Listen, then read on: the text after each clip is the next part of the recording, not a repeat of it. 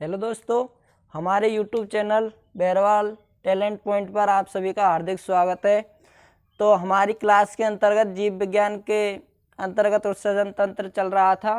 तो पिछली क्लास के अंतर्गत हमने उत्सर्जन तंत्र के बारे में बताया था कि कौन कौन से अंग है जो कि हमारे उत्सर्जन का कार्य करते हैं। तो उसमें जो पहला अंग चल रहा था वह चल रहा था वृक्क। कौन सा चल रहा था? वृक्क चल रहा था।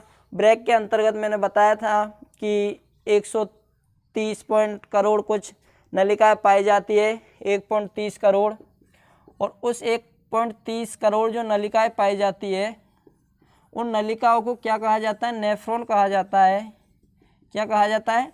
नेफ्रॉन कहा जाता है। और नेफ्रॉन को ही किडनी की कार्यात्मक इकाई भी कहा जाता है। और नेफ्रॉन के अंतर्गत एक छोटी प्लाईनुमा, कौन सी? प्लाईनुमा एक संरचना पाई जाती है। प्लाईनुमा एक संरचना पाई जाती है नेफ्रॉन के अंतर्गत, जिसे वुमेन सपुटम कहा जाता है। क्या कहा जाता है? वुमेन सपुटम कहा जाता है। क्या कहा जाता है? वुमेन सपुटम कहा जाता है। नेफ्रॉन के अंतर्गत जो प्लाईनुमा जो संरचना पाई जाती है उसे वुमेन सपुटम कहा जाता है। और वुमेन सपुटम के अंतर्गत एक पतली केशिकाएं पाई जाती है। कैसी? पतली केशिकाएं पाई जाती है। पतली केशिकाएं पाई जाती है। उन केशिकाओं को कोशिका गुच्छ के आधार पर, किसके आधार पर? कोशिका गुच्छ के आधार पर दो भागों में विभाजित किया गया है। कितने भागों में? दो भागों में विभाजित किया गया है। पिछली क्लास में हमने यहाँ तक पढ़ा था कि किडनी के अंतर्गत 1.30 करोड़ नलिकाएं पाई जाती है। उन नलिकाओं को नेफ्रॉन कहा जाता है। और नेफ्रॉन के अंतर्गत प्लाईनुमा वुमेन सपुटम पाया जाता है, जो कि पतली केशिकाओं का बना होता है। और उन पतली केशिकाओं को कोशिका गुच्छ कहा जाता है। कोशिका गुच्छ है जो दो प्रकार की केशिकाओं से मिलकर बनी हुई होती है। तो यहाँ तक हमने पिछली क्लास में चर्चा कर ली थी। उसके बाद में जो दो पतली धमनिकाएं हैं उनसे मिलकर जो वुमेन सपुटम बना है उनके बारे में चर्चा करेंगे। तो जो पहली जो धमनिका है, कौन सी? पहली जो धमनिका है वह है चौड़ी अविवाह्य धमनिका। कौन सी? चौड़ी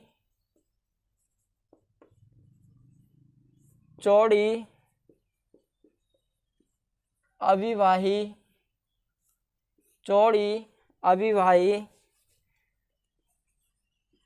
धमनिका। पहली कौन सी है? चौड़ी अविवाही धमनिका। दूसरी की अगर बात करें तो दूसरी है पतली अपवाही धमनिका। इन दोनों प्रकार की धमनियों से मिलकर किसका निर्माण हुआ है? सपुटम का निर्माण हुआ है, अर्थात वुमेन सपुटम है उसका निर्माण होता है। एक तो है चौड़ी अविवाही धमनी, दूसरी है पतली अविवाही धमनी। जो चौड़ी अविवाही धमनी है इसका जो किडनी के अंतर्गत जो कार्य होता है वह होता है कि रुधिर को, जो रक्त होता है हमारी बॉडी के अंतर्गत, उसको कोशिका गुच्छ में पहुंचाने का कार्य होता है। किसमें? कोशिका गुच्छ में पहुंचाने का कार्य तो किसका होता है?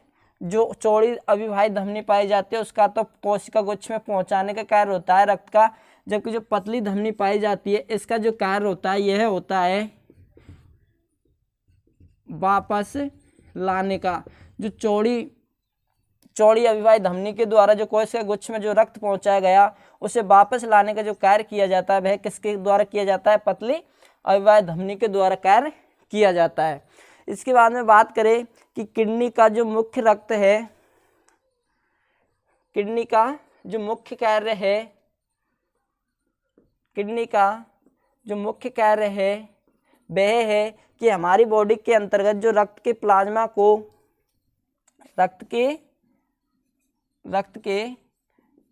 को, छानने का जो कार्य करता है वह कौन करता है? किडनी जो है कि रक्त के प्लाज्मा को छानकर जो शुद्ध बनाने का कार्य करता है। इसके बाद में बात करें कि जो वृक्क है, वृक्क में रुधिर की जो आपूर्ति है, वृक्क में रुधिर बोले तो रक्त की जो आपूर्ति है वह अन्य अंगों की तुलना किडनी के अंतर्गत बहुत अधिक होती है। अन्य अंगों की तुलना में किडनी के अंतर्गत अर्थात वृक्क के अंतर्गत सर्वाधिक मात्रा में होती है। जैसे कि अपन के मैंने बताया था 4 प्रकार के अंग उत्सर्जन वगैरह, उत्सर्जन के अंतर्गत वृक्क है, त्वचा है, लीवर है और लंग्स है। तो इसके अंतर्गत जो वृक्क है, किडनी है, इसमें जो रक्त की है जो सर्वाधिक मात्रा में आपूर्ति होती है। और उसके बाद में बात करें कि जो वृक्क है वह 1 मिनट में कितना लीटर या कितना रक्त है जो फिल्ट्रेशन करता है।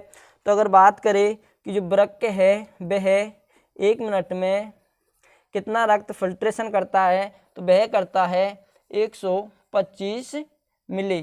कितना? 125 मिली रक्त है वह फिल्ट्रेशन करता है 1 मिनट के अंतर्गत। और बात करें कि पूरे दिन में, तो एक दिन की बात करें तो किडनी है वह 1 दिन के अंतर्गत कितना लीटर रक्त है जो फिल्ट्रेशन करता है, तो वह करता है 180 लीटर। कितना? 180 लीटर रक्त को शुद्ध करने का कार्य है वह किडनी 1 दिन में करती है, जिसमें से 180 लीटर में से 1.5 से लेकर 2 लीटर जो रक्त में जो अपशिष्ट पदार्थ पाए जाते हैं उन्हें जल के द्वारा पेशाब के रूप में बाहर निकाला जाता है। कितना? 1.5 से लेकर 2 लीटर। तो एक सामान्य व्यक्ति है वह एक दिन में प्रतिदिन में कितना मूत्र विसर्जित करता है? प्रतिदिन कितना मूत्र त्याग करता है? तो वह करता है 1.5 से लेकर 2 लीटर। जो कि किडनी है जो एक दिन में 180 लीटर जो रक्त का शुद्धिकरण करती है, उसमें से जो अपशिष्ट पदार्थ पाए जाते हैं 180 लीटर में, उन्हें जल में मिलाकर 1.5 से 2 लीटर में बाहर निकाल देती है। तो एक स्वस्थ व्यक्ति भी एक दिन में 1.5 से 2 लीटर मूत्र का त्याग करता है। और बात करें हम कि जो मूत्र में जो कंटेंट पाया जाता है, मूत्र के अंतर्गत कौन कौन से पदार्थ पाए जाते हैं, तो मूत्र के अंतर्गत 95% तो जल पाया जाता है। 95% तो जल पाया जाता है। 95% क्या पाया जाता है? जल पाया जाता है मूत्र के अंतर्गत। 95% जल पाया जाता है और 2% लवण पाए जाते हैं। क्या पाए जाते हैं? 2% लवण पाए जाते हैं और 2.7% यूरिया पाया जाता है। क्या पाया जाता है? यूरिया पाया जाता है। और 0.3% अन्य पदार्थ पाए जाते हैं, जो कि कुल मिलाकर 100% हो जाता है। तो मूत्र जो एक व्यक्ति 1.5 से 2 लीटर मूत्र त्याग करता है प्रतिदिन, तो उस 1.5 लीटर से 2 लीटर त्याग किए हुए मूत्र के अंतर्गत 95% तो जल पाया जाता है, 2% लवण पाए जाते हैं, 2.7% यूरिया पाया जाता है, 0.3% अन्य पदार्थ पाए जाते हैं। ये था मूत्र का कंटेंट, मतलब मूत्र के अंतर्गत पाए जाने वाले जो पदार्थ थे वो कितने % पाए जाते हैं। उसके बाद में बात करें कि जो हमारा मूत्र है उसका जो पीला रंग होता है हल्का, मूत्र का हल्का पीला जो रंग होता है वह किसके कारण होता है? तो जो मूत्र का जो हल्का पीला रंग होता है वह होता है यूरोक्रोम। किसके द्वारा? यूरोक्रोम वर्णक के द्वारा मूत्र के अंतर्गत यूरोक्रोम वर्णक पाया जाता है, जो कि किससे पाया जाता है? यह है HB के विखंडन से। किसके? HB के विखंडन से पाया जाता है। जब HB का विखंडन होता है तो यूरोक्रोम वर्णक का निर्माण होता है, जिसके कारण हमारा जो पेशाब है उसका रंग कैसा होता है? हल्का पीला होता है। तो किसके कारण होता है? यूरोक्रोम वर्णक के कारण तो हल्का पीला होता है। और अगर क्वेश्चन आए कि यूरोक्रोम वर्णक का निर्माण किससे होता है, तो इसका निर्माण किससे होता है? HB का जब विखंडन होता है, HB का जब विखंडन होता है किडनी के अंतर्गत, तो उसके विखंडन से जो निर्माण होता है वह होता है यूरोक्रोम वर्णक का। किसका? यूरोक्रोम वर्णक का। इसके बाद में बात करें कि जो हमारे पेशाब होता है, मूत्र होता है, उसके अगर पीएच मान की बात करें तो जो मूत्र का जो पीएच मान होता है वह होता है 6। कितना होता है? 6 होता है। और इसकी अगर बात करें कि मूत्र का जो यह अम्लीय है, क्षारीय है, तो मूत्र है इसकी प्रकृति कैसी होती है? अम्लीय होती है। कैसी होती है? अम्लीय होती है। जो मान जिसका पीएच मान 7 से ऊपर होता है वह तो कैसा होता है? क्षारीय होता है। और जिसका पीएच मान 7 से नीचे होता है वह कैसा होता है? अम्लीय होता है। अर्थात जो क्षारीय, जिसकी प्रकृति क्षारीय होती है तो उसका पीएच मान तो 7 से ऊपर होगा, और जिसकी प्रकृति अम्लीय है तो उसका पीएच मान 7 से कम होगा। तो हमारे मूत्र का जो पीएच मान है वह कितना है? 6 है। और इसकी प्रकृति की बात करें तो इसकी प्रकृति है वह है अम्लीय। उसके बाद में बात करें कि जो किडनी है, वृक्क है, उसके द्वारा नाइट्रोजनी कौन कौन से पदार्थ है वे निकाले जाते हैं कि वृक्क के द्वारा? तो वृक्क के द्वारा नाइट्रोजनी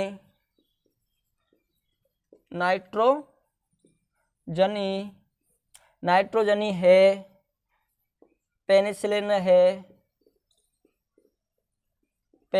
है और मसाले हैं जिनका हम उपयोग करते हैं, मसाले हैं।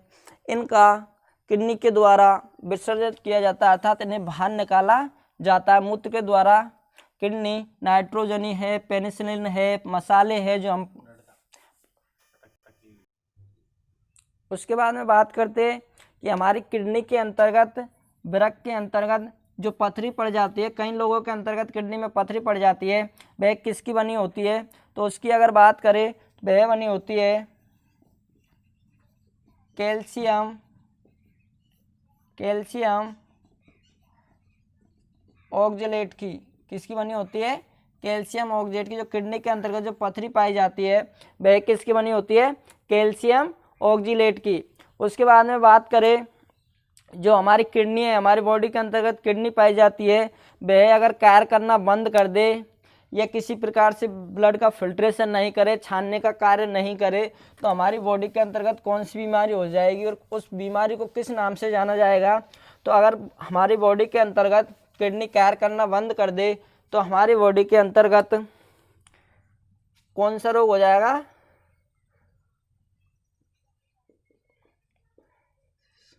डायलिसिस नामक रोग हो जाएगा। जो किडनी कार्य करना बंद कर देती है उसे किस नाम से जाना जाता है? डायलिसिस नाम से जाना जाता है। और हमारे जो मूत्र के अंतर्गत जो गंध आती है, जो उसमें यूरिया जैसी गंध आती है, तो वो गंध किसके कारण आती है?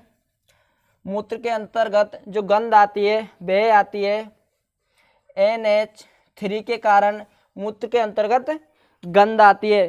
तो ये था उत्सर्जन का पहला अंग था किडनी, यह खत्म हो चुका है। इसके बाद में हम बात करेंगे स्किन है, दूसरी कौन सी है? त्वचा है, तीसरी है फेफड़े है, और चौथा है वह लीवर है। कौन सा है? लीवर। तो हमारी जो अगली क्लास होगी उसके अंतर्गत हम त्वचा को, फेफड़े को, लीवर को कंप्लीट करेंगे, और उसके बाद में जो उत्सर्जन तंत्र जो टॉपिक खत्म होगा उससे रिलेटेड 15 से 20 क्वेश्चन का टेस्ट रखा जाएगा। ओके दोस्तों, हमारे चैनल को सब्सक्राइब कर दिया करो, शेयर कर दिया करो, और बेल आइकन को दबाना बिल्कुल ना भूलें, ताकि आपको हमारी जितनी भी क्लास हो उनका नोटिफिकेशन मिलता रहे। ओके।